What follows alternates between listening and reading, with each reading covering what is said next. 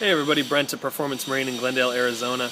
Wanted to shoot a video real quick to talk about configuring your Lowrance HDS Gen 2 Touch units to read and keep tracking a GPS from different sources rather than being locked into the same source depending on which one you choose to which.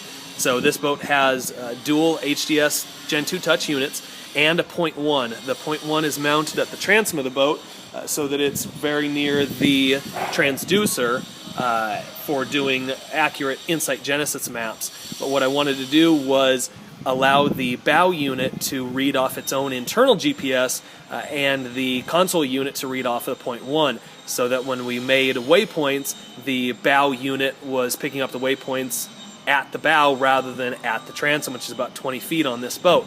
Longer boats, this will be more important. So what you need to do is, in your regular settings menu, you need to go into satellites. There's multiple different ways to do this, but this is the fastest as far as I'm concerned.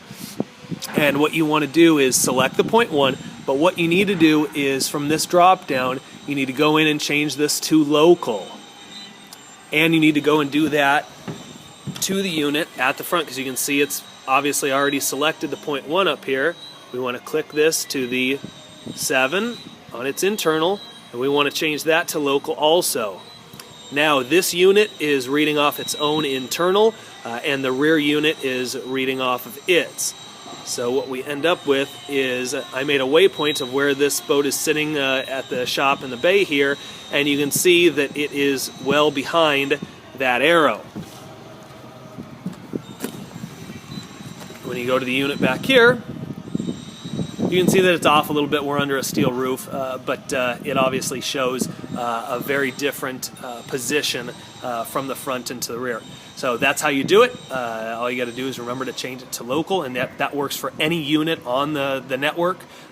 Play around with that. If you've got any questions, feel free to ask. Thanks a lot.